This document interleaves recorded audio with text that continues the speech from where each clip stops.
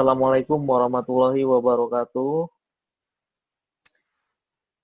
Terima kasih sebelumnya kepada Pak Fahri atas arahan yang diberikan kepada kami, kelompok absen dari kelompok absen genap.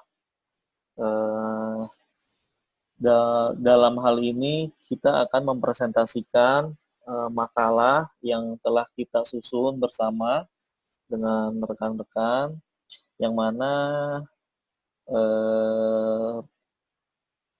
makalah ini berjudul Perencanaan Strategi PT Pasifik Satelit Nusantara dengan analis SWOT. Nah, makalah ini dibantu oleh rekan-rekan, yaitu ada Mas Herbert Sibarani, Mas Mahathir Muhammad, dan saya sendiri, Maulana Setiawan. Ada juga Mas Mufli, dan ada juga Mas Alfi Yasin. Nah, untuk selanjutnya materi akan disampaikan bab pertama oleh Saudara Herbert. Silakan Saudara Herbert untuk bisa dimulai. Oke, yang menjadi latar belakang dalam penyusunan rencana strategi di PSN ini adalah satu, persaingan dalam industri telekomunikasi berbasis satelit di tanah air. Dua, analisis SWOT sebagai dasar dalam perancangan strategis perusahaan. Tiga, perancangan strategis oleh PSN dalam menghadapi persaingan dalam industri telekomunikasi di tanah air. Sedangkan yang menjadi tujuan dari penyusunan rencana strategis ini antara lain, satu, mengoptimalkan sumber daya yang dimiliki oleh perusahaan, dalam hal ini satelit Nusantara 1, 2, dan satelit SMF. Dua, memperkuat lini bisnis dan layanan yang telah dimiliki perusahaan seperti PSN Private Network, IPVPN, dan VSAT SCPT. Tiga, mengembangkan layanan dan lini bisnis baru yang sesuai dengan kondisi saat ini. 4. Menjaga konsistensi layanan kepada pengguna, baik perusahaan maupun instansi pemerintahan. 5. Memperkuat peran perusahaan dalam memajukan industri telekomunikasi di tanah air. 6. Meningkatkan daya saing perusahaan dalam industri telekomunikasi di tanah air dengan mengedepankan aspek akuntabilitas dan profesionalis. 7. Menjadikan PSN sebagai pemimpin dalam industri telekomunikasi di tanah air. Sedangkan yang menjadi fungsi dari penyusunan rencana strategis ini antara lain,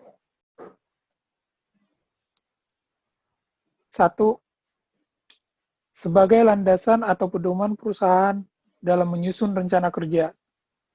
2. Memperkuat peran serta setiap lini bisnis dalam mencapai tujuan perusahaan. 3. Mengevaluasi hasil kerja setiap lini bisnis perusahaan. 4. Menyelaraskan struktur bisnis dan pengelolaan portfolio perusahaan. Sedangkan yang menjadi faktor pendukung keberhasilan dalam penyusunan rencana strategis ini adalah analisis SWOT, di mana analisis SWOT adalah alat yang efektif untuk mengelola perubahan, menentukan arah strategis, dan menetapkan tujuan dan sasaran realistis yang akan dicapai perusahaan. Demikian untuk pembahasan bab 1. Pembahasan selanjutnya oleh Saudara Mufli. Ya, oke. Terima kasih Saudara Herbert. Nah, yang selanjutnya saya akan menyampaikan analisis situasi perusahaan atau bisa disebut juga dengan analisis SWOT. Nah, apa itu SWOT? SWOT itu diambil dari kata strength, weakness, opportunity, dan threat. Nah, yang pertama ini adalah ada poin strength. Strength ini mempunyai 5 poin. Poin pertama adalah teknologi terdepan. Yang kedua adalah operator satelit terbesar dengan jumlah 3 satelit yang beroperasi. Poin ketiga adalah kapasitas tertinggi dengan mencapai 180 Gbps. Poin keempat adalah titik layanan distribusi berlokasi di seluruh Indonesia. Poin kelima adalah pelopor riset mobile pertama di Indonesia. Nah, yang berikutnya adalah weakness. Weakness ini mempunyai 2 poin. Poin pertama adalah satelit Nusantara 1 berada di posisi ujung timur Indonesia di atas Pulau Papua, sehingga antena yang untuk pengguna yang berada di Pulau ujung barat, yaitu di atas Pulau Sumatera, harus menukik. Antenanya harus menukik dan akan menjadi kendala repointing satelit. Nah, poin kedua adalah sumber daya manusia yang kurang di regional. Ya, oke.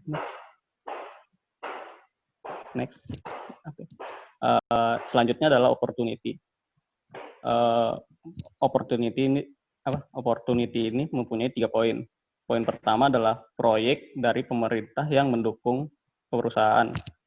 Poin kedua adalah mengembangkan sumber daya manusia. Poin ketiga adalah kebutuhan akan informasi yang semakin tinggi di daerah terpencil. Yang terakhir adalah threat. Threat ini mempunyai 2 poin. Yang pertama adalah banyaknya kompetitor bisnis dalam bidang telekomunikasi. Dan poin kedua adalah gencarnya tenaga pemasar untuk menjual kapasitas satelit asing. Ya, next. Nah, selanjutnya adalah matriks strategi SWOT. Matriks strategi SWOT ini bisa kita dapatkan dengan cara menggabungkan poin-poin yang baru saya jelaskan tadi. Matriks strategi SWOT ini mempunyai 4 strategi. Coba next.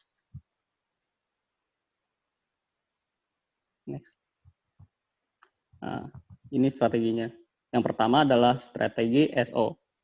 Strategi SO itu bisa didapatkan dengan cara menggunakan strength untuk memanfaatkan opportunity. Poin yang pertama dari strategi SO adalah bisa bekerja sama dengan pemerintah untuk memajukan daerah 3T, tertinggal, terjauh, terluar. Poin yang kedua adalah mengembangkan sumber daya manusia di setiap titik layanan distribusi. Yang strategi selanjutnya adalah strategi WO. Strategi WO ini bisa didapatkan dengan cara mengatasi weakness atau kelemahan dengan cara memanfaatkan opportunity atau peluang. Poin pertama dari strategi WO adalah 1. Melakukan pengembangan untuk penyebaran sumber daya manusia di setiap provinsi, kabupaten, dan kota. Yang kedua adalah bekerja sama dengan pemerintah untuk meluncurkan satelit baru agar seluruh Indonesia dapat terjangkau oleh sinyal. Strategi selanjutnya adalah strategi ST. Strategi ST ini didapatkan dari menggunakan strength untuk mengatasi threat atau menggunakan kekuatan untuk mengatasi ancaman. Strategi ST ini hanya memiliki 1 poin, yaitu mengembangkan infrastruktur IT dengan memanfaatkan sumber daya yang dimiliki perusahaan. Dan strategi yang terakhir adalah strategi WT. Strategi WT ini bisa didapatkan dengan cara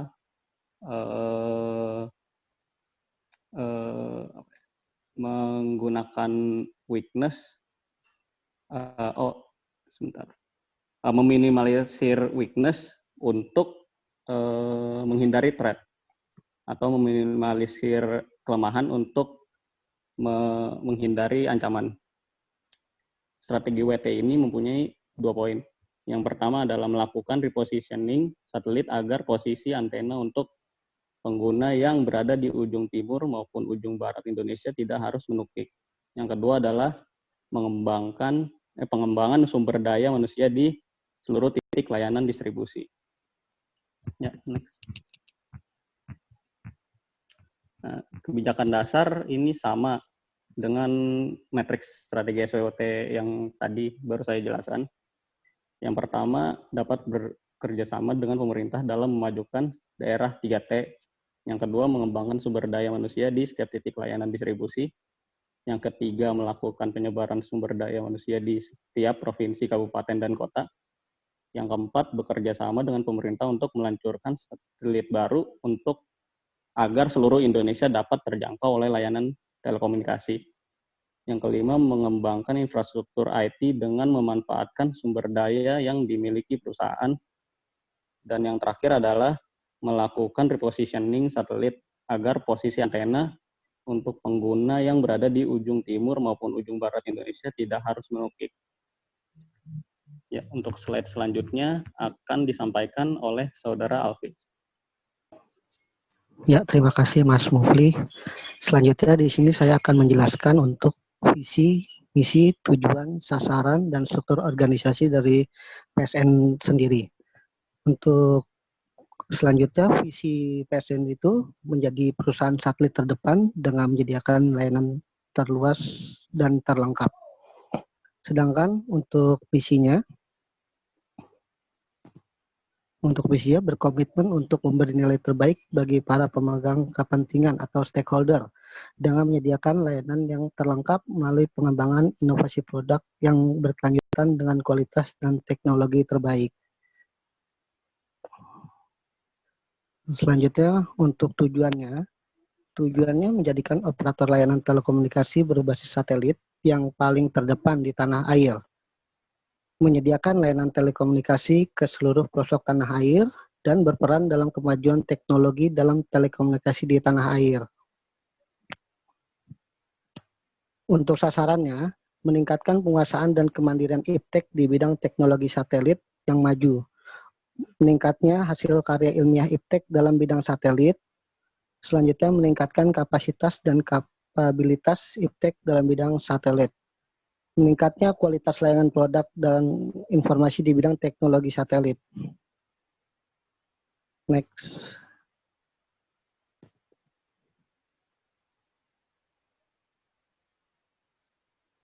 Untuk struktur organisasi, di sini untuk yang pertama itu ada presiden komisaris, selanjutnya di bawahnya itu ada komisaris, ada 4 komisaris di sini. Selanjutnya di bawahnya lagi itu ada presiden direktur. Untuk di bawahnya itu ada Director of Strategy and Corporation Affairs. Selanjutnya ada Director of Network. Itu ada Director of Planning dan Development. Selanjutnya ada Director of Commercial. Selanjutnya ada Director of Finance. Untuk selanjutnya akan dibacakan oleh Mas Mahathir. Ya, terima kasih Saudara Alfi. Dari penjelasan Saudara Alfi tentang identitas perusahaan dari visi, misi, dan tujuan PT PSN Pasifik Satelit Nusantara terbentuk tabel perumusan rencana strategis yang akan saya jelaskan. Di sini terbentuk tabel ya, ada tabel saran, baseline, dan cara pencapaiannya. Dari saran dibagi menjadi 2, uraian dan indikator, dan untuk baseline yaitu tahun perencanaan ya. Dan untuk cara pencapaiannya ada kebijakan, program, dan kegiatan. Saya jelaskan untuk uraiannya, SO dan ST di PT Satelit Nusantara ini untuk kekuatan peluang dan kekuatan ancamannya dari teknologi terdepan dari tahun 2014 hingga 2019. Untuk kebijakannya mengembangkan infrastruktur IT dengan memanfaatkan sumber daya yang dimiliki perusahaan. Dan untuk programnya peningkatan kapasitas layanan menjadi 180 Gbps dan pengoptimalan penggunaan 3 satelit yang dimiliki perusahaan. Dan untuk WO dan WT, untuk kelemahan, peluang, dan ancamannya dari segi peningkatan layanan di tahun 2014 hingga 2019.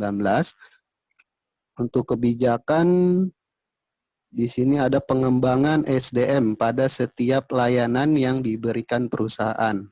Dan untuk programnya, melakukan pelatihan berkala di setiap divisi, lalu pemberian reward sebagai upaya meningkatkan daya saing antar karyawan. Dan di tahun perencanaan 2020 hingga 2025 untuk SO dan ST untuk kekuatan, peluang, dan ancamannya dari segi teknologi terdepan. Untuk kebijakannya bekerja sama dengan pemerintah dalam pengembangan infrastruktur TI yang lebih maju. Dan untuk programnya meningkatkan kualitas layanan di daerah 3T. Lalu internet terjangkau untuk daerah 3T. 3T itu daerah tertinggal. Dan untuk WO dan WT, untuk kelemahan, peluang, dan ancamannya dari segi peningkatan layanan di tahun 2020 hingga 2025, untuk kebijakannya yaitu meningkatkan SDM pada setiap pelayanan yang diberikan perusahaan. Untuk programnya mengadopsi sistem baru dalam lingkungan kerja karyawan dan melakukan pembinaan terhadap karyawan secara rutin. Untuk kegiatannya akan dijelaskan lebih lanjut oleh Mas Maulana ya. Terima kasih.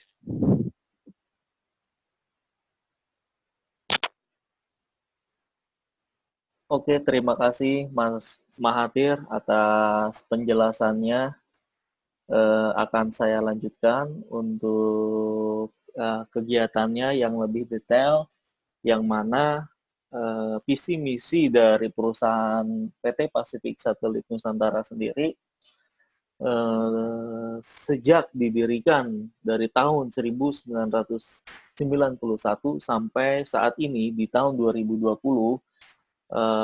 dan kurang lebih 29 tahun mengabdi di dalam negeri untuk menargetkan semua daerah 3T terluar, terjauh, dan tertinggal dapat mengakses jaringan internet dan bisa terhubung ke pusat, sehingga kesejahteraan masyarakat yang ada di pusat maupun di daerah itu bisa berkembang secara bersama, tidak hanya berkembang di pusat kota tertentu ataupun di daerah pelosok tertentu seperti itu. Nah, kegiatan perusahaan PSN selama ini untuk mencapai target program visi misi perusahaan dan kebijakan yang dibuat oleh manajemen perusahaan itu sendiri, perusahaan PT Pasifik Satelit Nusantara telah melakukan kerjasama dengan perusahaan luar negeri di Amerika Serikat, contohnya untuk meluncurkan satelit pertama berteknologi HTS atau High Throughput Satellite, itu bekerja sama dengan perusahaan SpaceX di Florida, Amerika Serikat, sehingga perusahaan PT Pasifik Satelit Nusantara membuat tim dan mendesain dan memilih sumber-sumber daya manusia yang kompatibel dengan ilmu pengetahuan terkait teknologi satelit ini. Itu yang pertama. Jadi dari Indonesia sendiri kita merancang dan merakit desain, termasuk desain dan kapasitas transponder atau kapasitas bandwidth yang kita berikan kepada perusahaan luar negeri atau di Amerika Serikat ini agar desain satelit yang dibuat di luar negeri itu sesuai dengan permintaan yang ada di Indonesia atau sesuai dengan parameter yang diberikan oleh PT Pasifik Satelit Nusantara. Banyak kegiatan-kegiatan yang diberikan oleh manajemen PT Pasifik Satelit Nusantara. Yang pertama tadi, selain mengirimkan orang Indonesia untuk ke luar negeri dan bekerja sama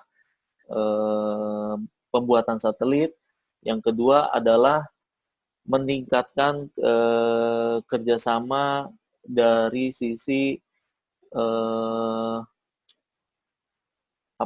perangkat perangkat-perangkat yang kompatibel, yang sesuai dengan area remote yang bisa disinergikan dengan satelit itu sendiri, di mana perangkat-perangkat ini adanya training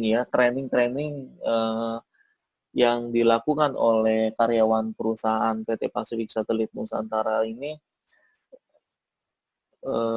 mensosialisasikan atau menjelaskan suatu perangkat yang bisa terhubung dengan satelit yang dibuat oleh PT Pacific Satelit Nusantara, seperti modemnya, seperti routernya, apakah buatan dari Indonesia atau dari buatan PT Pacific Satelit itu sendiri, atau buatan luar negeri, dan itu harus ada training-training yang mana settingan atau setup perangkat itu sendiri bagaimana caranya bisa terhubung ke satelit yang sudah beroperasional di space segment atau di langit ya, atau di luar angkasa, seperti itu. Nah, dan yang ketiga, karena waktunya tinggal 10 menit, saya persingkat aja. Yang ketiga itu adanya reward ya yang diberikan oleh PT Pacific Satelit Nusantara kepada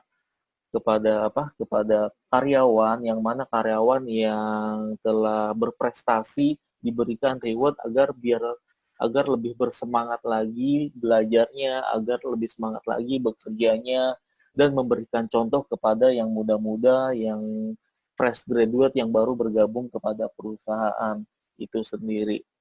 Dan PT Pacific Satelit Nusantara juga tidak mumpuni, selalu terbuka setiap ada ilmu pengetahuan yang baru, selalu terbuka ada masukan-masukan dari partner atau rekan bisnis di luar perusahaan, seperti itu. Dan kita selalu melakukan training-training, memanggil training-training dari luar maupun dari internal perusahaan itu sendiri, agar karyawan selalu tetap semangat dalam bekerja, seperti itu. Mungkin itu saja yang saya sampaikan sebagai kesimpulannya dari hasil perancangan strategis yang telah dibahas di atas atau yang dijelaskan oleh rekan-rekan kami, yaitu dapat disimpulkan bahwa PSN bertujuan menjadi salah satu penyelenggara layanan telekomunikasi via satelit, yang mana target kedepannya adalah dapat memenuhi akses terhadap layanan telekomunikasi di tanah air, khususnya daerah 3T, tertinggal, terjauh, dan terluar. Dan untuk menjadi perusahaan telekomunikasi terdepan dan terluas dalam menjangkau seluruh wilayah di tanah air. Bahkan bukan di tanah air aja, tapi kita akan menjadi PT Pacific Satelit Nusantara ini akan menjadi terbesar di Asia Tenggara dan nomor 3 di dunia berdasarkan kapasitas jumlah bandwidth di atas 500 GB per second. Terima kasih sekali lagi kepada Pak Fahri dan rekan-rekan. Saya mewakili rekan-rekan tim kelompok genap. Kami ucapkan mudah-mudahan makalah ini dapat bermanfaat untuk semuanya, dan sebagai nilai tugas ujian akhir semester di mata kuliah proses bisnis ini. Saya tutup. Assalamualaikum warahmatullahi wabarakatuh.